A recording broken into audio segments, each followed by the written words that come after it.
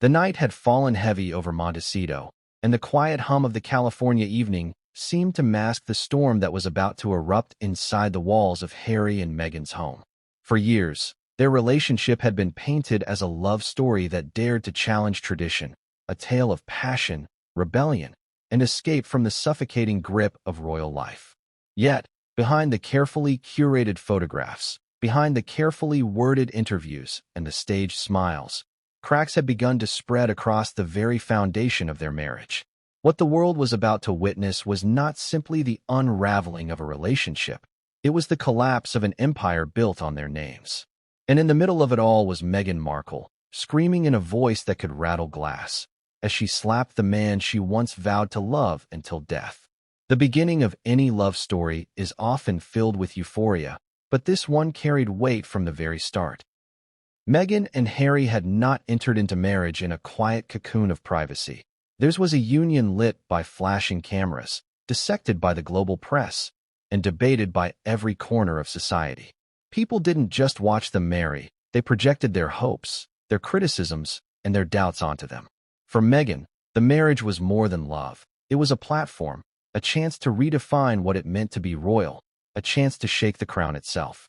For Harry, it was salvation, a woman who gave him what the institution of the monarchy never had: unconditional loyalty, a sense of being seen. Or so he thought. Before we continue, please hit the like button, subscribe to the channel, and turn on the notification bell for updates. But over time, the pressure grew unbearable. The fairy tale was sustained on delicate balance. Meghan, wanting freedom yet demanding recognition, and Harry, torn between love and duty, between protecting his wife and grappling with the monarchy he left behind. Friends noticed subtle changes in Harry. His once easy smile began to fade. His voice carried a weight it had not before. His posture stiffened in public appearances as though every step was forced.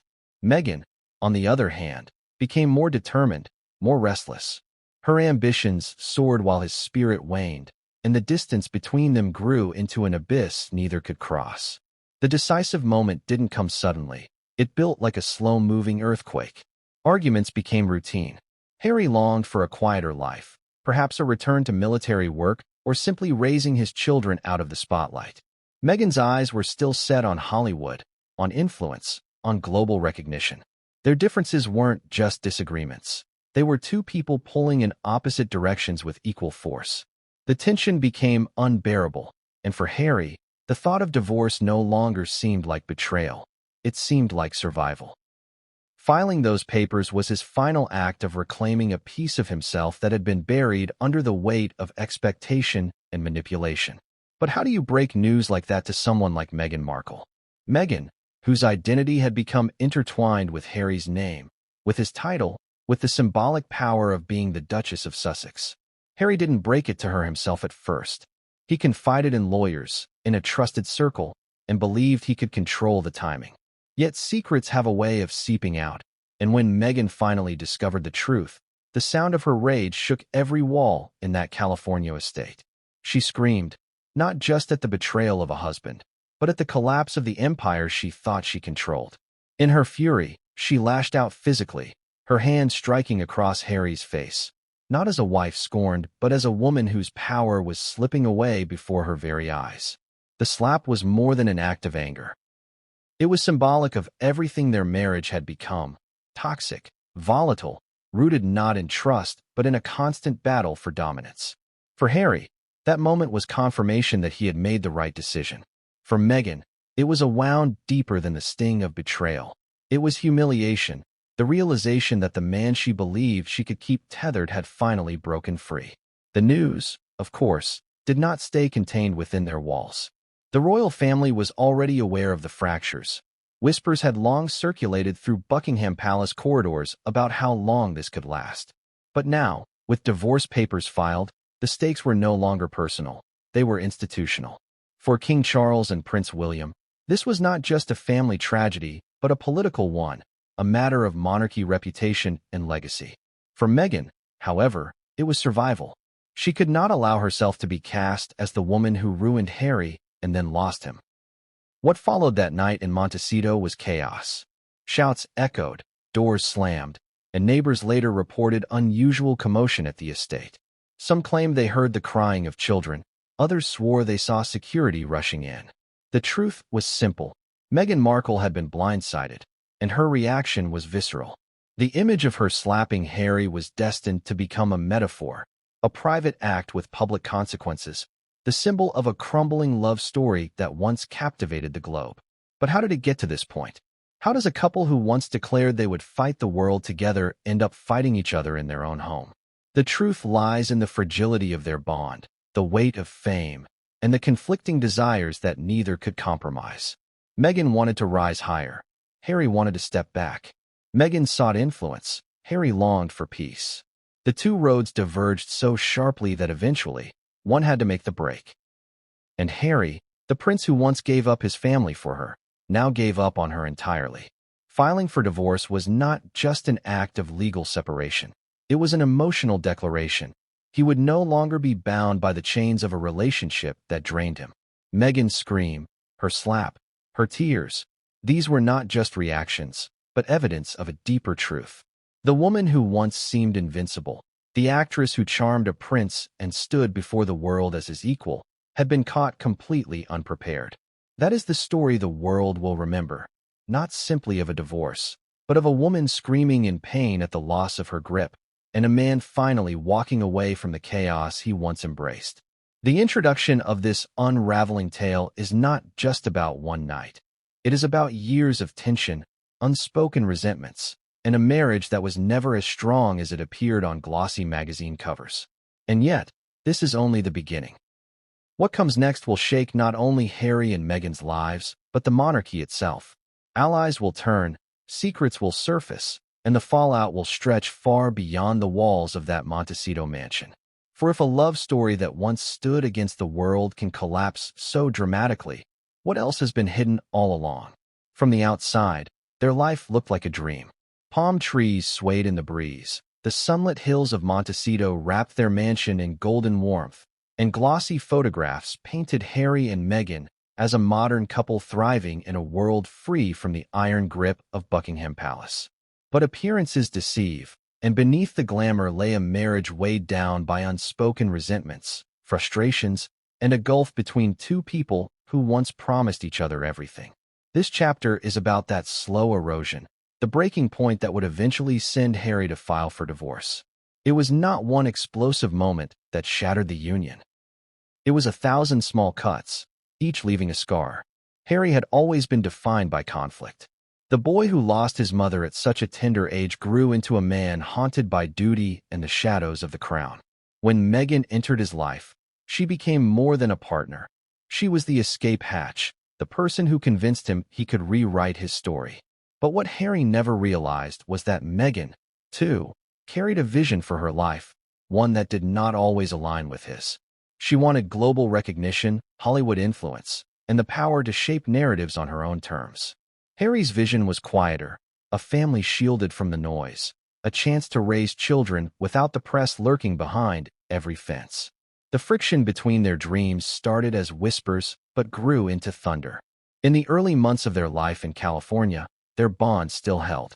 They made public appearances, gave interviews, and spoke about mental health, family struggles, and independence. Yet behind the cameras, Harry began to notice the exhaustion in himself. He had thought leaving the royal family would liberate him, that he could finally breathe, but instead, he felt chained to a new kind of machine: Hollywood contracts, media interviews, and endless brand deals. Meghan thrived in this environment, but Harry wilted. Every photo shoot, every Netflix meeting, every speech they gave seemed to drain him further, and when he tried to pull away, it caused arguments that cut deeper each time. Their friends, too, saw it. Meghan's circle of allies expanded: celebrities, producers, influential figures who offered her platforms. Harry, on the other hand, began to feel like a guest in his own marriage, a supporting actor in Meghan's script. He missed his old life, the camaraderie of the military, the brotherhood of soldiers, the freedom of anonymity when he could slip unnoticed into a pub. When he confessed this to Meghan, her response wasn't tender understanding, but a sharp reminder that they had sacrificed too much to go backward. "We're building something here," she reportedly told him one evening. This isn't about hiding, it's about shining. That word, shining, stuck with Harry. For Meghan, visibility was power. For Harry, it was torment. The more she sought the spotlight, the more he retreated into himself. At public events, cameras caught Harry looking stiff, distant, while Meghan carried the smile for both of them. The press, once again, noticed and began to speculate. Was Harry unhappy? Was the marriage cracking? These whispers only intensified Meghan's determination to prove the world wrong, which in turn only deepened Harry's quiet resentment. Arguments turned bitter. Meghan accused Harry of being ungrateful, of failing to understand that the world respected him more because of her. Harry accused her of caring more about image than about him or their children. Nights that once ended in laughter now ended in silence, or worse, in slammed doors. They fought about money, about security, about their children's upbringing. Meghan wanted them in private schools that offered connections to Hollywood elites. Harry wanted them shielded from the trappings of fame. Even the smallest things became battles. Where to spend holidays, which interviews to accept, which friends to trust. The breaking point came gradually, but it solidified during a trip where Harry expected peace. He had arranged for them to visit a quiet retreat away from the glare of the media, hoping the time away would rekindle their bond. But Meghan saw it differently. She brought along her team, treated the trip as an opportunity to capture content and strategize her next moves. Harry, once again, felt ignored, sidelined. A heated argument erupted one night in their villa, with Harry yelling that he was done being a prop in her story. Meghan, furious, accused him of weakness, of not understanding the stakes of their position. That night, Harry realized something inside him had shifted permanently. He no longer saw Meghan as his partner in escape. He saw her as the very cage he had tried to flee. And so, the thought of divorce entered his mind, not as a fleeting frustration, but as a concrete plan. He began to speak in hushed tones with advisors, asking what it would mean for his children, what it would cost, and how it would play out in the public eye. The very fact that he was asking these questions was proof enough. The marriage was collapsing. Still, Harry wasn't entirely hardened. There were moments of softness, moments when Meghan's charm reminded him of why he fell for her. She could be magnetic, persuasive, even tender when she chose. But those moments became fewer, and they no longer outweighed the constant fights. Harry's spirit eroded a little more each day until he reached the inevitable conclusion. Staying would destroy him. Leaving, painful as it would be, was the only way to salvage what remained of himself.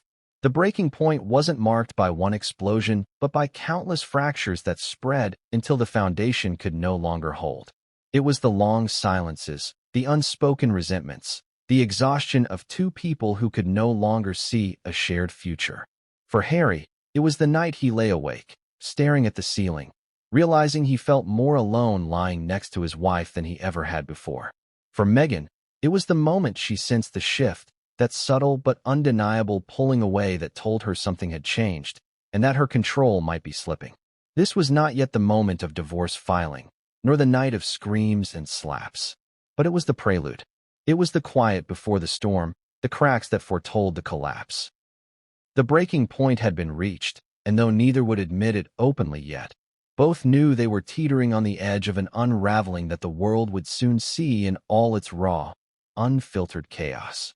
The decision did not come easily, but once it was made, Prince Harry found himself entering a world he never thought he would inhabit, the secret, calculated process of divorce.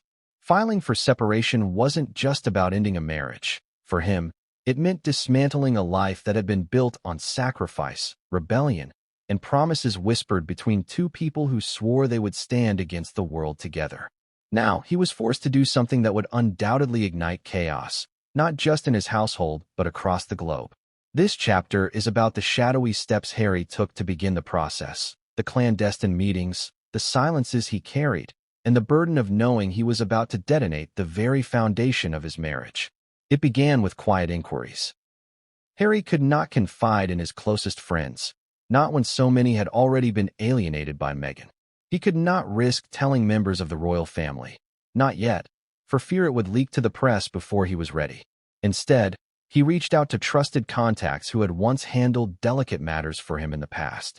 Lawyers who operated in absolute discretion, men and women who understood the stakes of working with a royal figure whose every move could become front-page news. Harry used secure lines, burner phones even, to ensure nothing could be traced back to him. He had learned enough about the ferocity of the British tabloids to know that one careless slip could destroy everything before it began. The lawyers laid out the options: California law, British law, international treaties. All the complexities of his unusual status were laid bare. There were questions of custody, of property, of titles, of finances tied up in deals that bore both their names. Even the matter of Archwell, their joint foundation, hung precariously in the balance. How would it be divided? Could it survive a split? These weren't just legal questions. They were questions of identity, of who Harry would be without Meghan by his side. The process was long, tedious, and filled with minefields. Every decision had to be weighed not only for its legal impact, but for its public consequences. Harry struggled with secrecy. He lived under the same roof as Meghan, yet he carried a burden she could not see. Nights when she was busy planning future projects or taking calls with producers, he would retreat into his private office, poring over documents, scrolling through emails encrypted to vanish after being read. He signed papers in silence, his hands trembling not from doubt, but from the enormity of what he was doing. Each signature felt like a betrayal and a liberation all at once. The secrecy took a toll on him. At dinners, Meghan would talk animatedly about upcoming ventures, and Harry would nod along, his heart pounding as he wondered how she would react when she discovered the truth. Their children's laughter echoed in the background, and Harry felt guilt clawing at him. Was he destroying their family? Or was he saving them from a life defined by conflict and unhappiness? These questions gnawed at him, but deep down, he knew the answer: staying would be far worse. The environment had become toxic, and he had to break free before it consumed him entirely. In these quiet weeks, Harry became a different man. He was colder, more guarded, retreating inward in ways Meghan began to notice. She asked him once, "What's wrong with you lately? You're distant. You're not here." Harry brushed it off, claiming stress, but inside he knew she was right. He was no longer fully present. He was living in two worlds. The one Meghan thought they shared, and the secret one he was building, brick by brick, in preparation for the split. The lawyers advised him to keep everything as quiet as possible until the filing was complete. Any leak could give Meghan the upper hand. If she knew too soon, she could rally her media allies, paint Harry as unstable, and turn public opinion against him before he had a chance to present his side. The strategy was clear: file in secrecy, secure the papers, and then confront her with a reality she could not undo. For a man who had lived his entire life in the public eye, secrecy was both a shield and a torment. Meanwhile, Meghan continued life as if nothing was wrong. She was focused on her brand, her image, her future projects. To her, Harry's silence was simply another mood swing, something she could charm him out of when necessary. She had no idea that every affectionate gesture she made, every soft smile or strategic embrace for the cameras, was being cataloged by Harry not as evidence of love, but as performance. He no longer believed in the story they told the world. There was one evening that stood out in Harry's mind as the moment he knew there was no turning back. Meghan had organized a lavish dinner with Hollywood executives in their home. The table sparkled with expensive wines and curated dishes, and Meghan dazzled in a designer gown, working the room with skill and grace. Harry sat at the edge of the conversation, barely speaking, watching his wife laugh and charm. One of the guests raised a glass and toasted to the most powerful couple of our time. The room erupted in applause, but Harry's chest tightened. He didn't feel powerful, he felt trapped. When Meghan caught his eye across the table, she smiled as though everything was perfect, but Harry knew in that instant. Their visions for life were irreconcilable. After the dinner, when Meghan retired upstairs, Harry sat alone in the quiet dining room, staring at the remnants of the night's performance. Plates half filled with food, wine glasses stained with lipstick, laughter still echoing faintly in his ears. He picked up his phone, opened the secure line to his lawyer, and sent a single message: "Proceed." From that moment, the process accelerated. Documents were drawn up, financial assessments were made, and custody considerations were prepared in advance. Harry's legal team worked with precision, knowing the backlash would be immense once the filing became public. For Harry, the weight of secrecy only grew heavier. He woke up each morning beside Meghan, knowing a storm was building in the shadows, a storm she could not yet see. What haunted him most was the thought of her reaction. Meghan was not someone who accepted defeat easily. He knew she would fight, that her scream would be louder than any headline, that her fury would reach heights most could not imagine. But he also knew there was no avoiding it. He could not live another year in the prison their marriage had become. Filing in secret was his way of reclaiming the freedom he had once thought Meghan offered him, the freedom he realized she had taken away. The secret filing was not just a legal maneuver. It was a declaration of war disguised as a quiet act. Harry was no longer the man running from the crown for Meghan's sake. He was a man reclaiming his own life, even if it meant detonating the fragile image they had built together. And as the papers moved through the system, awaiting the day when they would shatter Meghan's world, Harry braced himself for the inevitable, the confrontation that would tear open the wounds of their marriage and expose them for all the world to see. The truth has a way of surfacing, no matter how deeply one tries to bury it. For Harry, the secrecy of his divorce filing was a necessary shield, a way to preserve his sanity and prepare himself for the inevitable storm. But for Meghan, discovery came like a lightning bolt out of a clear sky, sudden, blinding, and impossible to ignore. The moment she found out was not simply an emotional reaction. It was a rupture, a cataclysm that turned a house into a battlefield and love into rage. This chapter unfolds that moment of revelation, the chaos it unleashed, and the raw human emotions that tore through the walls of their Montecito home. It began innocently enough. Meghan had grown suspicious of Harry's behavior in recent weeks. He was quieter, more withdrawn, and less inclined to engage in their usual discussions about projects and appearances.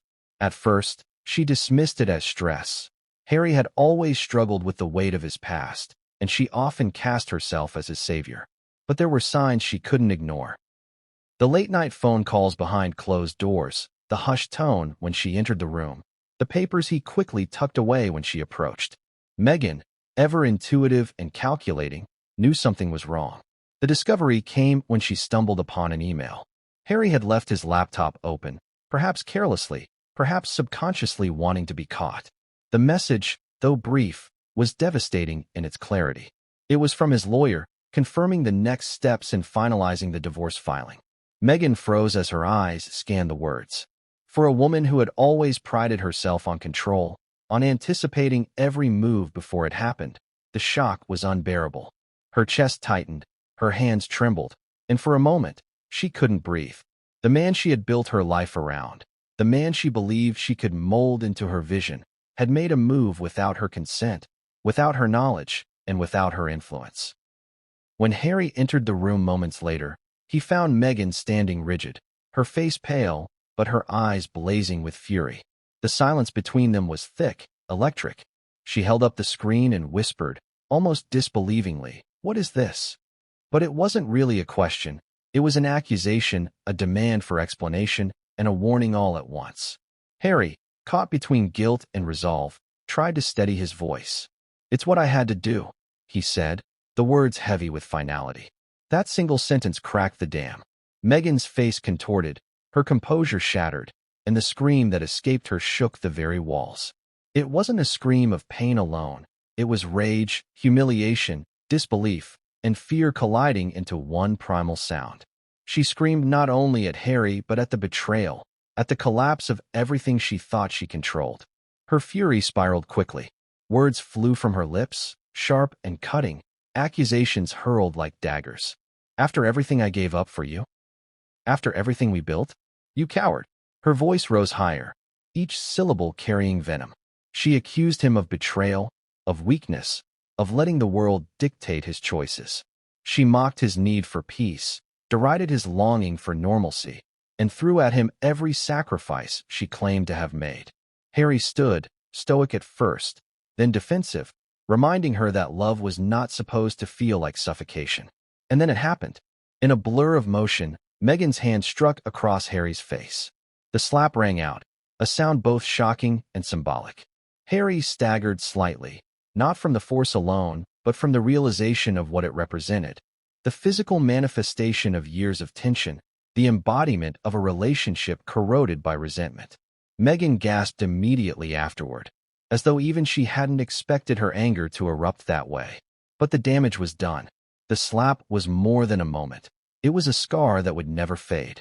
The silence that followed was deafening. Harry touched his cheek, his eyes locked on Meghan's, and in that instant, the last thread of their bond snapped. For him, the slap confirmed what he already knew. Their marriage had crossed into irreparable territory. For Meghan, it was the moment she realized the empire she had built around their union was collapsing before her eyes. Neighbors later claimed they heard shouting that night, voices rising and falling like waves in a storm. Some swore they heard furniture being knocked over.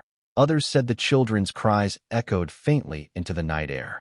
Whether true or not, the perception alone fed into the narrative of a household in chaos. And within those walls, the confrontation continued. Meghan wept openly, then returned to rage, then back to pleading, cycling through every stage of shock and grief within hours. She begged Harry to reconsider, threatened him with exposure, promised him a future if only he tore up the papers. But Harry remained unmoved. The decision had been made, and he would not be swayed. What shook Meghan most wasn't just the divorce, it was the secrecy. She prided herself on being the strategist, the one who knew everything before anyone else. But here, she had been blindsided. Harry had moved without her knowledge, had plotted his exit in silence, and had kept her in the dark until she stumbled upon the truth. That humiliation was unbearable. For Meghan, the scream and the slap were not just expressions of anger. They were desperate attempts to regain control, to reassert dominance in a situation where she felt powerless for the first time in years. Harry, though shaken, did not respond with violence or even anger. He simply stood his ground, his eyes heavy with exhaustion and resolve. "I can't live like this anymore," he told her quietly, his voice cutting through the chaos. "This isn't love. This isn't what I signed up for. I need to be free." Those words, simple as they were, cut deeper than any slap. Meghan crumpled to the floor, her sobs filling the room, as Harry walked away, not from the house, not yet, but from the version of their marriage that had once seemed unbreakable. By morning, the air in the mansion was heavy, suffocating. Meghan avoided Harry, retreating into her private quarters, while he spent hours pacing, calling his legal team, and preparing for the next wave. The slap, the scream, the confrontation, they were all burned into his mind.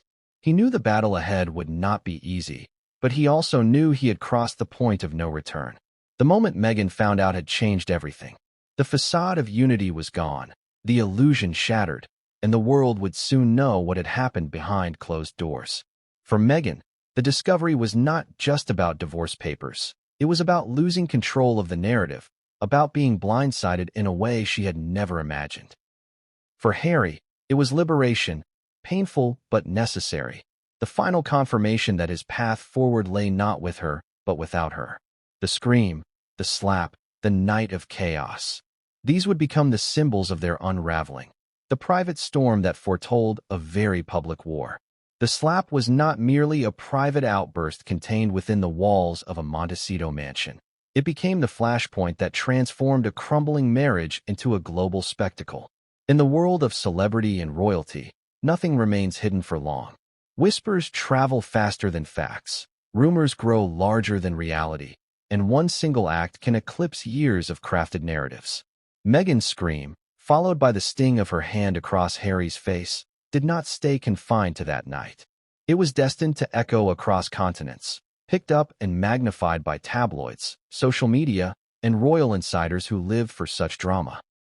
What should have been a deeply personal moment became the symbol of everything wrong in their union, the story that dominated headlines and coffee table conversations alike.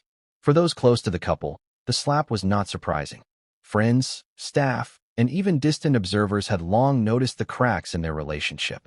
The tension was visible in the stiffness of their body language, the forced smiles during public appearances, the way Harry often appeared withdrawn while Meghan took control of the stage. The slap was the natural escalation of years of unspoken conflict, yet its exposure to the world gave it a power neither Harry nor Meghan could contain. It began with leaks. Someone close to the household, whether a staff member, a neighbor, or even a confidant, spoke quietly to a tabloid reporter. The story at first was vague. Explosive row at the Sussex mansion, one outlet hinted. Within hours, details sharpened. Sources claimed Meghan had lashed out physically after learning about the divorce papers. Others said her scream was so loud neighbors feared something terrible had happened. Soon, the phrase "the slap heard around the world" appeared, coined by a British columnist who relished in Meghan's humiliation.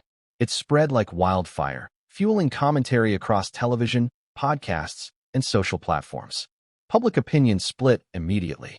Some sided with Meghan, arguing she had been blindsided by Harry's betrayal, that any woman in her position would erupt in fury.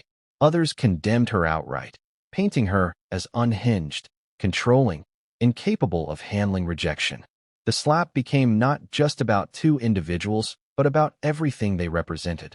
Love versus duty, independence versus tradition, ambition versus humility. It became a cultural debate, a symbol for those who either admired or despised Meghan Markle. For Harry, the leak was devastating but clarifying. He had known that once the truth surfaced, the story would no longer be his to control. Yet even he was unprepared for the frenzy. Paparazzi swarmed their property, drones circled overhead, and every movement he made was dissected by the press. His cheek, still bearing the faint redness from Meghan's hand, was photographed when he stepped out for the first time after the confrontation. That image, subtle but undeniable, appeared on front pages with captions like "Harry's silent pain" and "the face of a marriage in ruins." Meghan, meanwhile, scrambled to regain control of the narrative. She convened her publicists, lawyers, and allies in crisis meetings.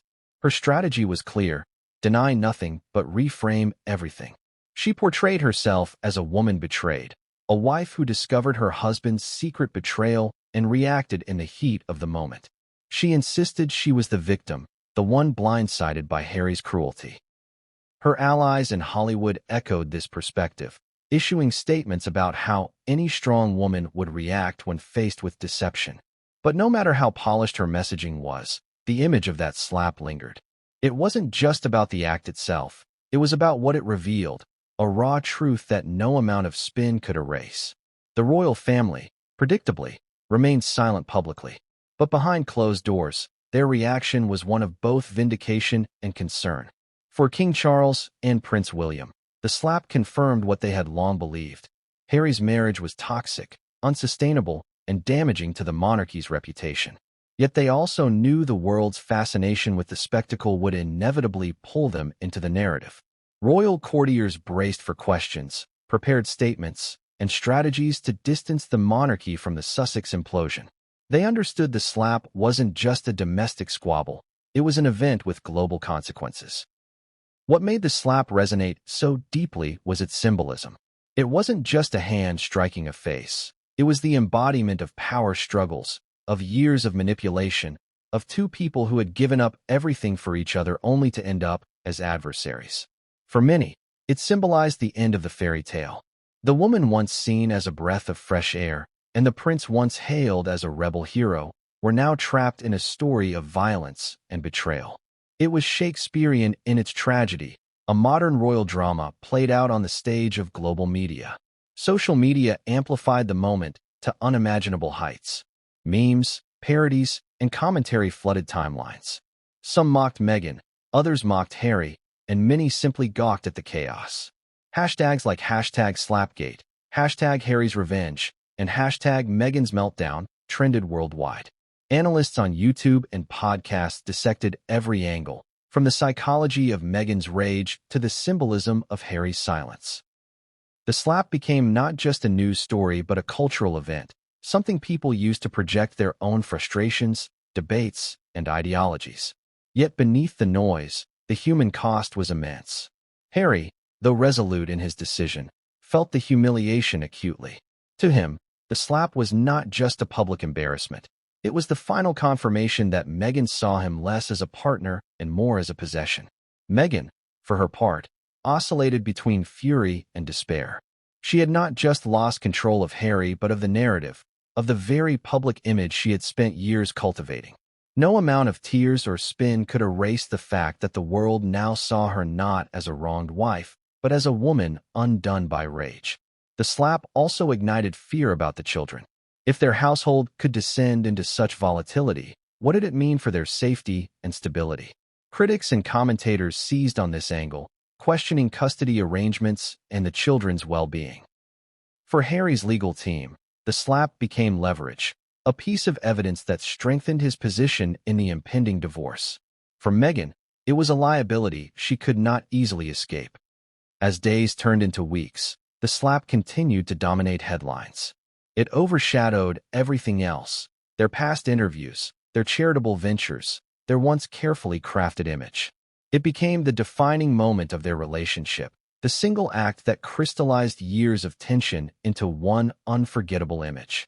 And though both Harry and Meghan tried to move past it, to spin it, to bury it beneath new headlines, the world had already decided.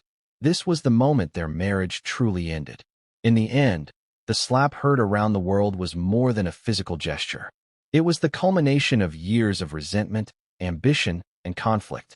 It was the breaking of illusions, the shattering of a story that once captivated millions. And as the dust settled, one truth became undeniable. Harry and Meghan were no longer a couple fighting the world together. They were now fighting each other, and the whole world was watching. Once the story of the slap seeped into the public, the media didn't simply report on it. They devoured it, expanded it, twisted it into 1,000 different versions, and turned it into a spectacle that no one could ignore. This was no longer just a domestic dispute between a husband and wife. It had become an international obsession, a narrative that newspapers, talk shows, social media commentators, and even late-night comedians would seize upon. The frenzy was unlike anything Harry and Meghan had experienced before, and that was saying something for a couple who had been under scrutiny since the very first moment they were linked together. The initial leak spread through British tabloids like wildfire. Editors knew they had gold in their hands, a royal scandal of physical confrontation, betrayal, and divorce. Headlines screamed in bold letters across front pages: Meghan's meltdown, Harry struck by betrayal and by hand, Slapgate shocks the world. It didn't matter that the details were murky or that eyewitness accounts were vague. The story had all the ingredients tabloids craved: royalty, violence, humiliation, and a collapsing marriage. The truth mattered less than the narrative, and the narrative was irresistible. In America, the coverage took a slightly different angle. Talk shows framed Meghan as the victim of secrecy, highlighting Harry's clandestine filing as a betrayal of trust. Some commentators even suggested her slap was the understandable response of a wife blindsided by her husband. Others, however, turned the focus toward Meghan's character, painting her as manipulative, controlling, and incapable of dealing with rejection. Daytime television hosts debated whether Meghan was unhinged or heartbroken. Radio callers lined up to voice opinions, some condemning her, others sympathizing, all feeding the fire. Social media was the true battlefield. Twitter, Instagram, and TikTok became flooded with posts dissecting every angle of the story. Memes emerged within hours. One popular image showed Meghan as a queen chess piece toppling Harry's pawn. Another depicted Harry with a red mark on his cheek captioned "Royal Seal of Divorce." Influencers, comedians, and self-styled royal experts all weighed in, turning the private implosion into public theater. Hashtags like #Slapgate, #Meghan's Meltdown, and #HarryFiles trended worldwide. Videos analyzing Meghan's supposed body language during past interviews racked up millions of views, as users retroactively searched for clues that hinted at the explosion to come. The frenzy soon shifted from the act itself to its implications. Every news network ran specials on what Harry's divorce filing meant for the monarchy, for Meghan's brand, for the future of their children.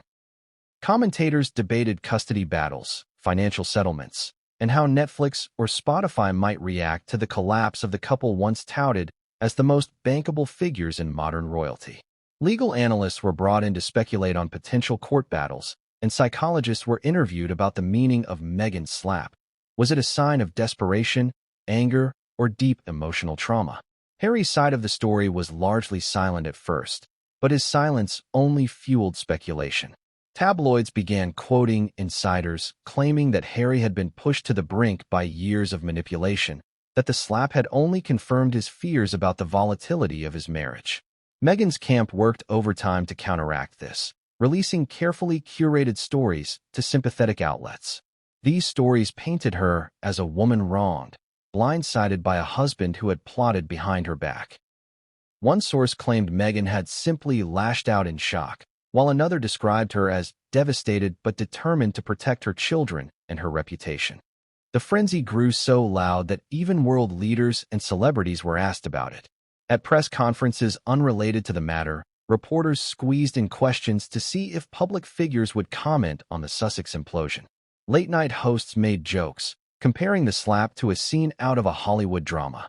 Comedians imitated Meghan's scream and Harry's silence, while skits on Saturday Night Live mocked the fallout. For Meghan, this was humiliation on a scale she had never known. For Harry, it was both freeing and devastating. Freeing because the world was finally seeing the cracks, devastating because his personal pain had become public entertainment. What made the frenzy particularly destructive was its persistence. Normally, celebrity scandals burn brightly and fade quickly. But with Harry and Meghan, every small development added fuel to the fire. When Harry was photographed alone at a cafe, headlines speculated he was celebrating freedom. When Meghan was spotted without her wedding ring, it made front-page news as proof of separation. Even silence was interpreted as strategy. Their lives had become an open book, with the world writing the chapters for them. The royal family's silence did little to quell the frenzy. Buckingham Palace maintained its usual no-comment stance, but insiders leaked just enough to keep speculation alive. Rumors circulated that King Charles felt vindicated, that William had warned Harry from the start, that courtiers were quietly preparing for the formal dissolution of titles. The slap, in many ways, vindicated years of royal suspicion about Meghan. Yet even those within the palace understood the danger. The monarchy itself was once again dragged into the mud of scandal, forced to share headlines with the very couple they thought they had distanced themselves from. In Hollywood, the reaction was mixed. Some of Meghan's allies remained loyal, speaking out in her defense and framing the incident as the tragic collapse of a pressured marriage. Others distanced themselves, wary of being tainted by association. Invitations to elite events slowed, offers became more cautious, and whispers circulated about whether Meghan could ever recover her brand. Executives worried whether the Netflix and Spotify deals, already precarious, could survive the fallout. Investors questioned whether the Sussex brand was now permanently damaged. The frenzy also unearthed old wounds. Clips from Oprah's interview resurfaced, with critics now pointing to Meghan's statements and questioning their authenticity. Harry's memoir was re-examined, passages dissected for clues that foreshadowed the implosion. Every past quote, every gesture, every interview was now seen through the lens of collapse, and the media delighted in rewriting the couple's story in hindsight. For the public, the frenzy was entertainment, but for Harry and Meghan, it was suffocation. The slap was no longer just a moment. It was a label, a defining event that overshadowed everything else. Meghan's scream had echoed far beyond their home, and now it reverberated in every headline, every news broadcast, every conversation. Harry's quiet filing had unleashed not just a legal battle, but a storm of judgment, ridicule, and fascination. The frenzy did not simply ignite, it consumed. It consumed their privacy, their reputations, and whatever fragile bond remained between them. For Meghan, the firestorm was a nightmare she couldn't control. For Harry, it was confirmation that his choice to file for divorce was necessary. The world was now watching, dissecting, and waiting for the next chapter in what had become the most dramatic royal saga of the century. The world had already chosen sides, dissecting the slap, the scream, and the chaos that followed. Meghan's narrative was being broadcast by her allies, but Harry's voice remained curiously absent in the public arena. To the press, his silence was a blank canvas onto which they could project anything they wanted. To Meghan, it was an opportunity to shape herself as the wronged woman before he could speak. But inside Harry's world, away from the cameras and headlines, a very different story was unfolding. This was not the tale of a man who had betrayed his wife in secret. This was the story of a man who had reached the limits of endurance, who had finally broken free from years of suffocation, manipulation, and loneliness disguised as love. For Harry, the decision to file for divorce was not born of impulse. It had been a slow build, a process of realization that chipped away at him piece by piece. He remembered vividly the early days of their relationship, when Meghan had seemed to understand him in ways no one else ever had. She had listened, nodded, encouraged him to express his feelings, something the royal family rarely allowed. She had given him the illusion of sanctuary. But over the years, that illusion cracked. What once felt like freedom had become another kind of prison, one built not of duty to the monarchy, but of relentless ambition and control. Harry's side of the story was one of erosion. Every argument left him a little more withdrawn. Every demand for appearances, for interviews, for brand deals made him feel less like himself and more like a product to be marketed. He began to realize that Meghan's love often came with conditions. He had to play the part, smile when told, defend her narrative, and silence his doubts. If he faltered, if he questioned, if he dared to want something different, the atmosphere in their home turned icy. Harry learned to bite his tongue, to suppress his frustrations, but the weight grew unbearable. One of his confidants, someone he trusted deeply, later revealed that Harry would often call late at night, his voice heavy with exhaustion. He spoke about feeling invisible in his own marriage, about how his children were becoming props in a game of image and influence. He admitted he felt guilty for dragging them into this life, guilty for leaving the monarchy only to thrust them into a different spotlight. Most damning of all, he confessed he no longer recognized himself when he looked in the mirror. The boy who once laughed freely with soldiers, who once found solace in the wilds of Africa, had been replaced by a man haunted by cameras and contracts. Harry's silence in public was not weakness, it was strategy. He knew Meghan excelled at controlling the narrative, at rallying allies to her cause. But he also knew the truth did not need to be shouted. It simply needed to be revealed, carefully, when the time was right. His legal team advised restraint, and Harry agreed. Let Meghan spin her story in the short term. The world would eventually see the bigger picture. Privately, Harry began documenting his own side. Notes, recordings, journal entries. All pieces of his experience he could eventually use, whether in court or in his own defense. He wrote about the loneliness of his nights, about arguments that stretched for hours, about feeling mocked and belittled when he expressed his longing for a simpler life. He noted how Meghan dismissed his concerns as weakness, how she accused him of clinging to the past. He recorded the growing gulf between them, the loss of intimacy, the way their partnership had shifted from love to strategy. What haunted him most was the impact on their children. Archie and Lilibet were innocent, yet they were already being raised in a world of image and branding. Harry remembered his own childhood, the trauma of losing his mother, the relentless paparazzi who stalked his every move. He had sworn he would never let his children suffer the same fate. But as he watched Meghan stage moments for cameras, as he saw their lives reduced to content for deals, he realized he was repeating the very cycle he had fled. Filing for divorce was not only about saving himself, it was about saving them. Harry's side of the story also carried anger, though it was quieter, more controlled than Meghan's explosive rage. He felt anger at being treated as secondary in his own marriage, anger at being told his worth was tied to her vision. He resented how his vulnerability, the very thing Meghan once praised, had become a weapon used against him in arguments. He bristled at how his desire for privacy was labeled weakness, while her hunger for attention was framed as ambition. Over time, he saw the truth. Their marriage was less a partnership and more a performance, and he was no longer willing to play his role. When news of the slap reached the world, Harry stayed silent not because he was ashamed, but because he understood the power of restraint. Meghan's scream, her fury, and her hand across his face had spoken louder than anything he could say. To the world, that single act revealed what he had endured for years. He didn't need to embellish or explain. The truth had already been broadcast in that one symbolic moment. Still, Harry prepared himself for the battles ahead. He knew Meghan would not go quietly. She would fight with every tool at her disposal: media allies, Hollywood friends, legal maneuvers. But Harry was ready. For the first time in years, he felt clarity. He knew who he was, what he wanted, and what he would no longer tolerate. The boy who had been defined by the crown, the man who had been overshadowed by his wife's ambition, was now stepping forward as his own person. Harry's side of the story was not about revenge, it was about survival. He had given everything to Meghan, and in return, he had been diminished. Now, he was reclaiming his life, his voice, and his freedom. He knew the road ahead would be brutal. The media frenzy was only beginning. The legal war loomed large, and the emotional toll would be heavy. But deep inside, Harry felt something he hadn't felt in years: resolve. He was ready to face the storm, not as Meghan's husband, not as the spare prince, but as himself.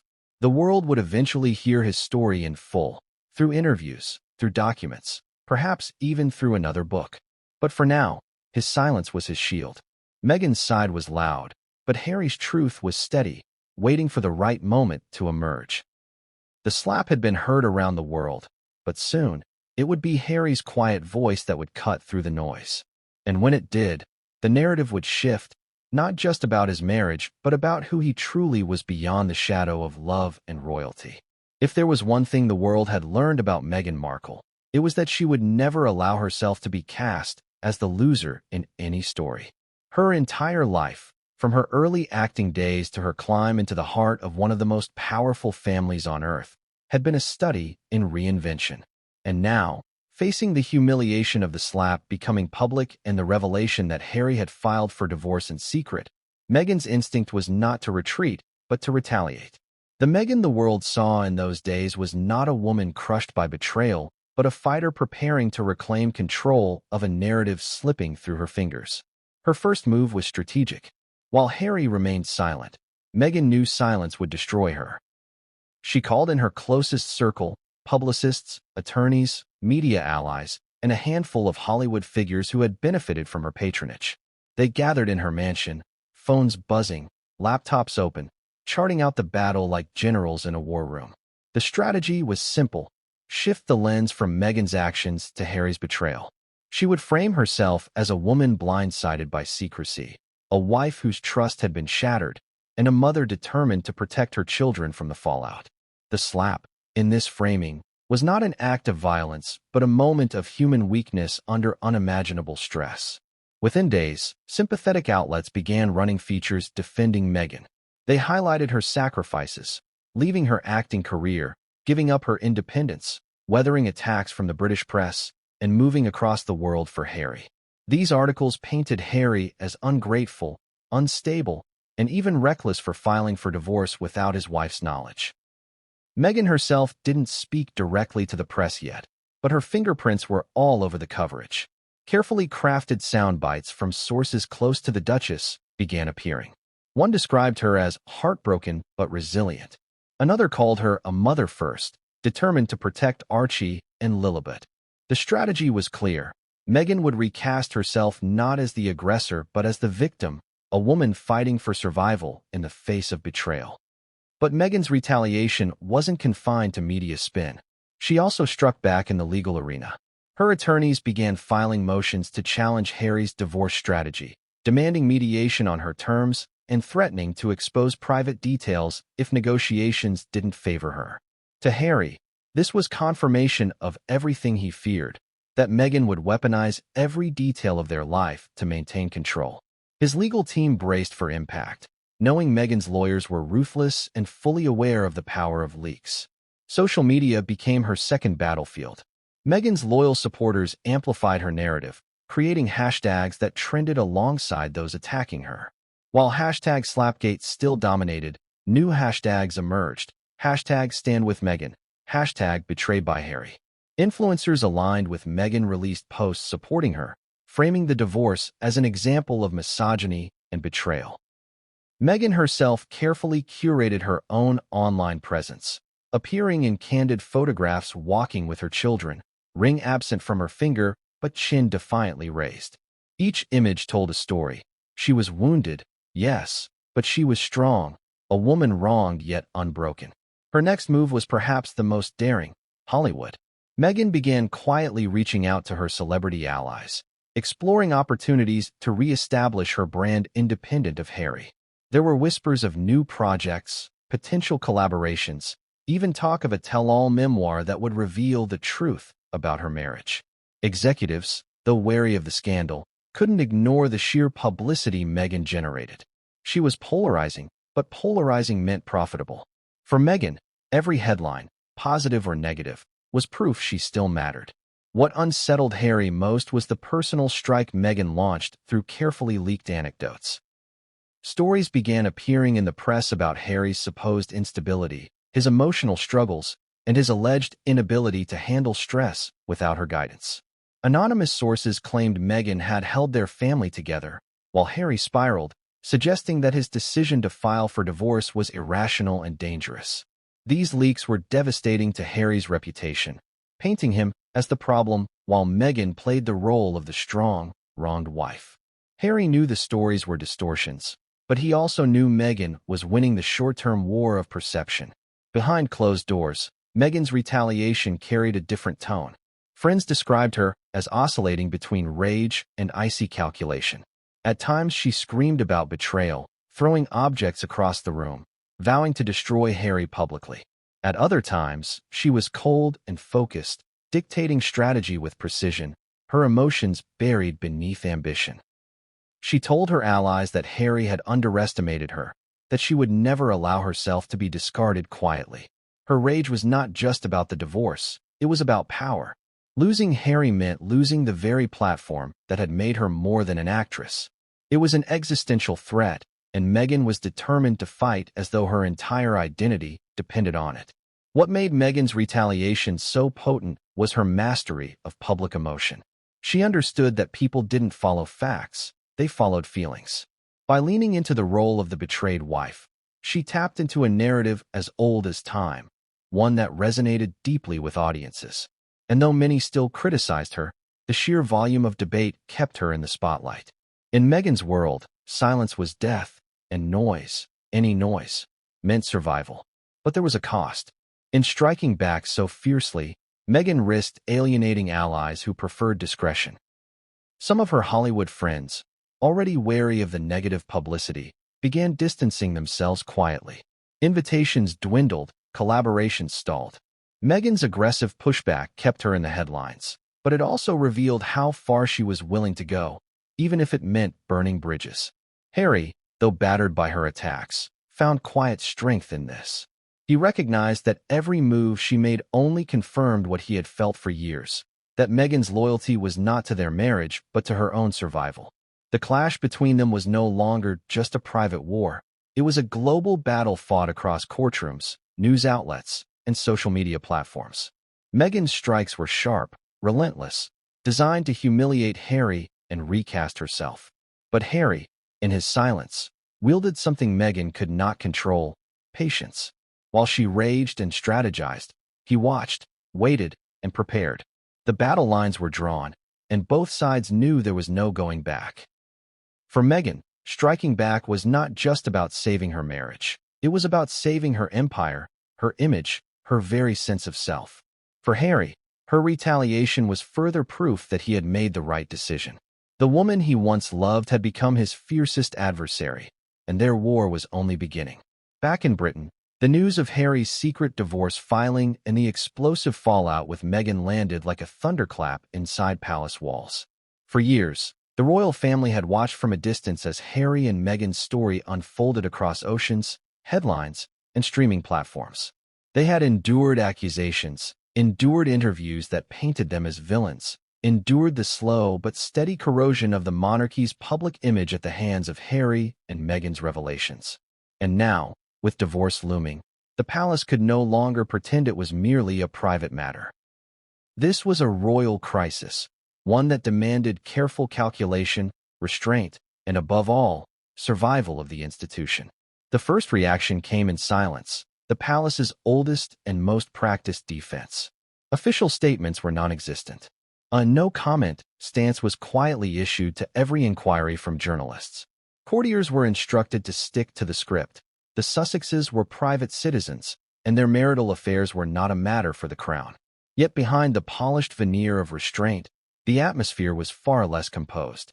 Inside Buckingham Palace, Clarence House, and Kensington Palace, private conversations carried tones of vindication, frustration, and even relief. King Charles reportedly received the news with a grim nod. Those closest to him said he had long believed Harry's marriage was unsustainable, that Meghan's presence was more disruptive than stabilizing. Charles, ever mindful of legacy, saw in this collapse a dangerous threat. Another scandal that could destabilize the monarchy at a time when it was already fighting for relevance in a modern world. Yet part of him also felt vindicated, as if history had proven him right. He had warned Harry in quieter times about the weight of marrying someone whose ambitions might clash with royal duty. Now, with the slap heard around the world, that warning had come full circle. Prince William's reaction was far sharper. The rift between the brothers had grown into a chasm since Harry left Britain, but William's anger had never fully extinguished his concern. In private, William was said to be furious, not with Harry for divorcing, but with the humiliation Meghan's meltdown had once again inflicted on the family. For William, who had carefully crafted his image as a steady heir to the throne, Meghan's volatility was not just Harry's problem, it was everyone's. He reportedly told aides that Harry had finally seen the truth, but the damage was already done. The monarchy's reputation had been dragged into yet another public storm, and William resented the fact that his family was once again being overshadowed by Harry's chaos. Queen Camilla, ever the pragmatist, viewed the divorce as both a danger and an opportunity. She privately confided to close friends that the scandal could further cement public fatigue with Harry and Meghan, tilting sympathy back toward the monarchy. Yet she also worried about Meghan's capacity for retaliation. Camilla, who had lived through decades of being vilified by the press, understood all too well how a relentless woman could weaponize her image. She warned Charles and William that Meghan would not go down quietly, that every secret she knew about the royals might now be leveraged in her war against Harry. To Camilla, the divorce was not the end of trouble. It was the beginning of an entirely new battle. Within the palace staff, the reaction was a mixture of relief and schadenfreude.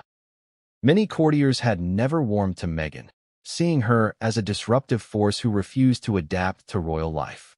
To them, the collapse of her marriage to Harry was confirmation of what they had suspected from the beginning, that Meghan was more interested in the platform than the partnership. Whispers circulated in corridors, some mocking, others sympathetic, but all united in one understanding.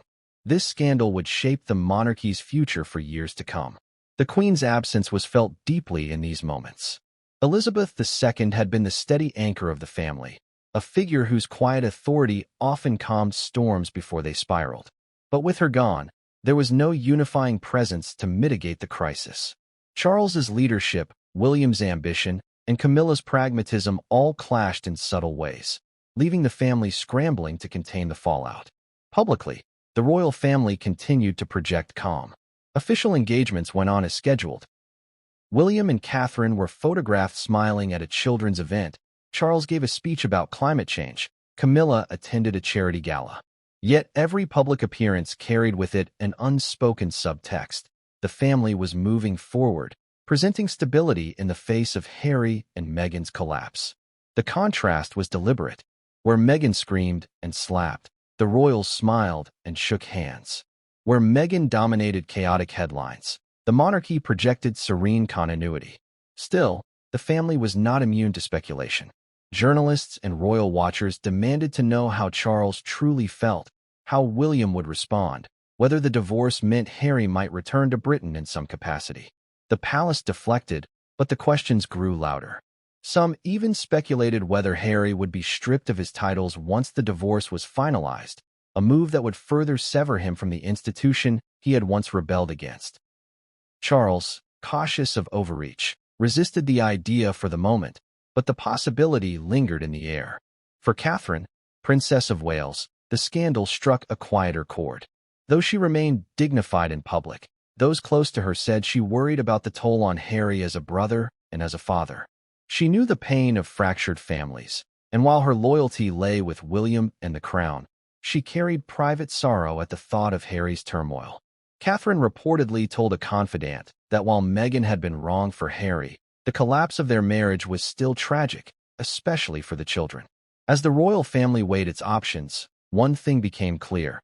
The divorce would not just reshape Harry and Meghan's lives. it would ripple through the monarchy itself. The family's reputation, its stability, and its ability to project unity were all at stake. For Charles, William, and Camilla, the goal was simple: survive the scandal while allowing Harry and Meghan to burn themselves out in the public eye. For Harry, the hope of reconciliation with his family seemed distant, but the collapse of his marriage opened a door, however faint, to a future where he might rebuild ties. For Meghan, the palace knew this was war, and she would use every weapon she had. The royal family's reactions, though muted in public, revealed the deeper truth. They had always been waiting for this moment. Meghan's scream, the slap, the divorce filing, none of it surprised them.